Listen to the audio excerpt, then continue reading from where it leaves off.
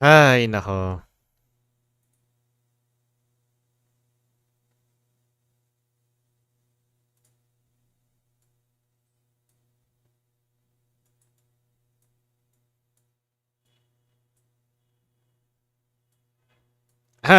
May nanonood ba?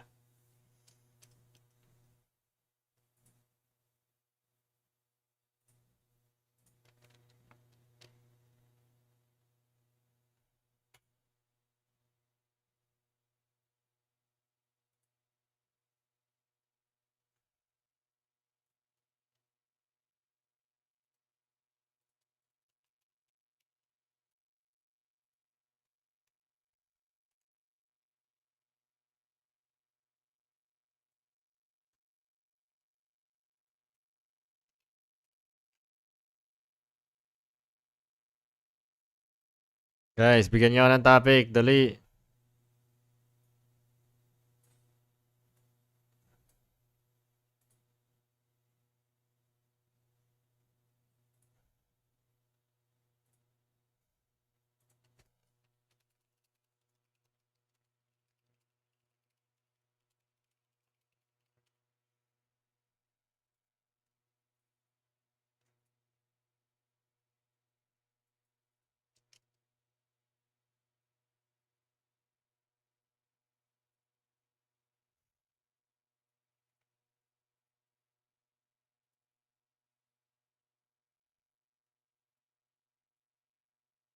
Give me a topic, guys. Tangin na, wala akong mabasa.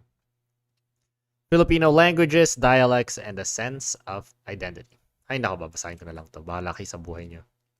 So, essentially, ang pinag-uusapan dito ay, sa discourse ng lingwahe pagdating sa Bisaya or Tagalog.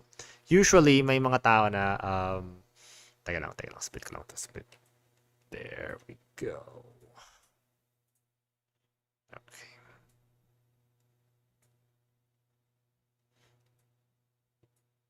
Split. Yan.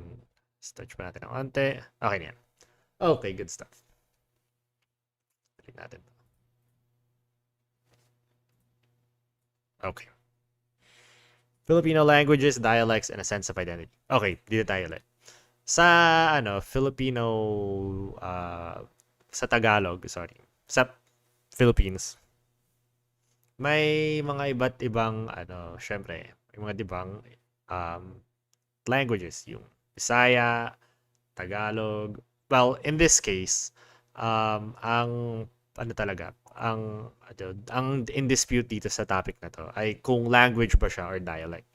In this case, sasabihin niya na Tagalog is at Tagalog Bisaya, ano talaga yun, magkaibang language talaga siya. Hindi lang sa dialect pinagkaiba.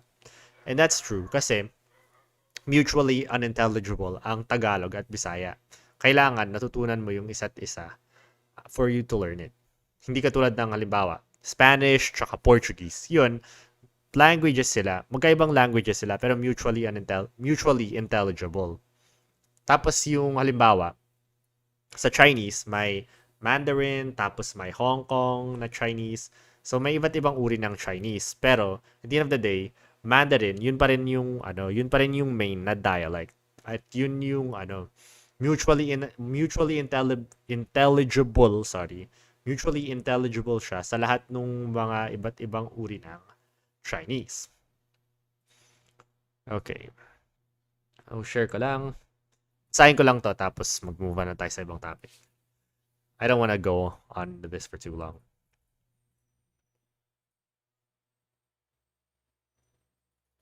Okay. Something we have to remember though is that another main difference between languages and dialects is its origin. I'm gonna get a filter. Yeah.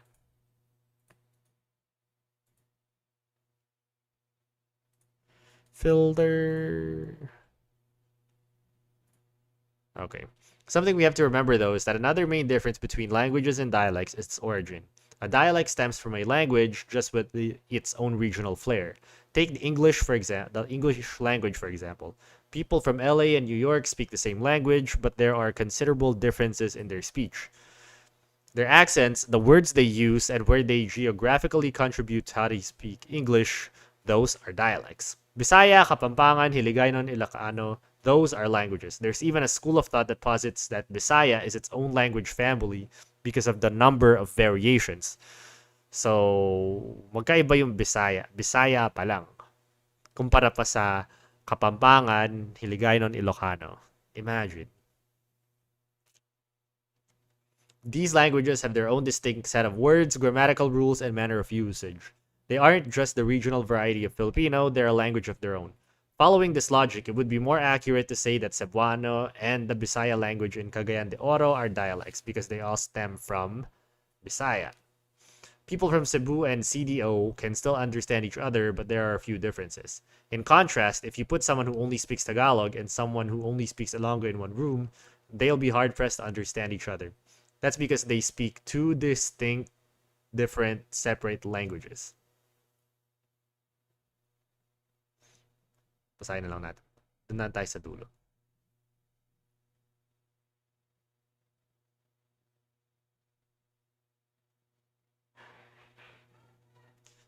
Language and dialects are expressions of identity. In a country of over 7,000 islands, diversity is not difficult to find. While we're all connected under the same flag and by the same national language, we must also embrace what makes us different. Each region and each ethnic group have their own sets of practices, experiences, and of course, language. There's value in embracing what makes us different and sharing it with everyone else. It makes us collectively richer and allows us to understand even without speaking. Okay, so ang masasabi ko dyan, it's true na diversity is good kasi syempre may iba't iba tayong kultura. Pero pag isipin mo na ano, just by the fact na magkakaiba tayo ng dialect or language, mas mahirap tayong mag-communicate sa isa't isa. Eh kung speaking ang ating form of communication, hindi tayo hindi tayo makapag-unawa ng sinasabi ng ibang tao kasi magkaiba nga tayo ng language, edi ano magagawa natin? Kaya yun ang isa sa mga problema kung bakit mahirap gumawa ng parang YouTube channel or parang media na makakapag-appeal sa lahat ng tao sa Pilipinas. Kasi may mga iba't ibang may mga iba't ibang language preference ang tao eh. Hindi ko para sa ibang bansa na isa lang yung language preference nila. Katulad sa US, English lahat or Spanish. Well, English, Spanish, pero mostly English lang talaga. Doon, madali lang mag-communicate kasi Englishero lahat. Dito, depende kung sino kausap mo. Kung kausap mo, PhilAm, English. Kung sa NCR, Tagalog. Kung sa Visayas, Bisaya. Tapos, depende sa, Mindanao. Minsan Bisaya, minsan Chabacano. Iba't ibang languages. Tapos, iba't iba talaga yung preference nila. Sana lang kung merong language na, parang nag-a-appeal, parang naiintindihan ng lahat, that would be a very good thing. But I don't think na merong language na ganun. At least sa Pilipinas na parang talagang makaka-appeal sa lahat. Or parang first language, kumbaga, ng lahat.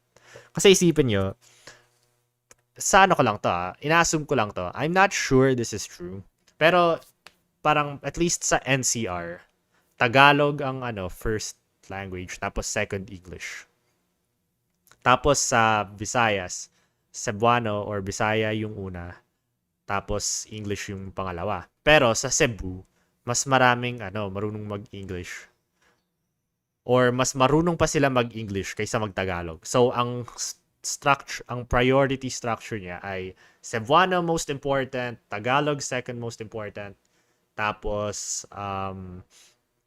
Tagalog third. So, to be honest lang, sa Cebu, parang mas mahalaga pa ang English kaysa sa Tagalog.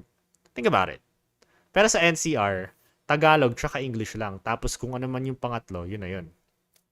So, that's something to think about na yun nga, iba't iba nga yung priority ng language. Hindi lang yung pinagkaiba ng yung primary language. So, yun ang isa pang problema.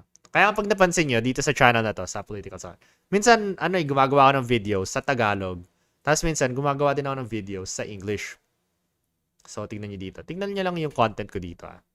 Minsan, minsan, naka, um, minsan naka-English siya, tapos minsan naka-Tagalog.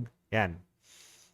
Sana lang, I don't like, sa totoo lang and this is medyo a hard confession, but I don't want to have to deal with all these different fucking languages. Sa totoo lang, I'm just being honest. Gusto ko lang, either Tagalog lang or English, but gusto ko makapag-appeal sa lahat. And I'm not saying this na parang, oh, ayoko mag-Tagalog, ayoko mag-English. No, I'm saying na kailangan, at least for me, gusto ko mag-appeal to as wide of an audience as possible. And that's actually not a good idea in terms of promotion. Kasi, pag nagsimula ang channel mo, dapat niche lang yung audience. But in this case, I'm trying to appeal to a wide audience. And it's not necessarily good. It's not a good strategy for starting out. Pero I want to start out like this. I don't care. Kasi gusto ko talaga mataka lahat ng topics and address the appropriate audience sa kung ano mang issue. So, yun. Again, ulitin ko, yun nga, ikukumpara natin sa NCR halimbawa. Tagalog, English ang priority from most to least. Tapos sa Cebu halimbawa, Bisaya, English, then Tagalog. So, ang proposition ko dyan, either Tagalog ang priority language or English ang priority language or at least second sa priority ang Tagalog or second sa priority ang Tagalog or English para at least may uniformity sa sa pagkakaintindi or at least sa parang priority ng language na second English ang second most important na language or Tagalog ang second most important na language, point blank period, para at least may baseline ng pagkakaintindihan sa lahat ng mga iba't ibang regions na may iba't ibang language, may iba't ibang first language, pero yung second language, same lang. But that's gonna be kind of hard to do. Kasi alam niyo naman mga Cebuano, ayaw nila mag-Tagalog eh. So, I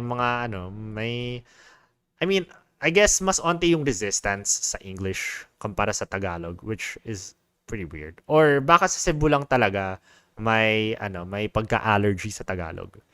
And again, I'm not sure how true it is, pero base sa naririnig ko pagdating sa mga opinion ng Bisaya sa Tagalog, mas gusto talaga nila mas prefer nila English ang second language imbis na Tagalog ang first language. Ay, Tagalog ang second language, sorry. Anyway, share ka lang. Next topic. Holy.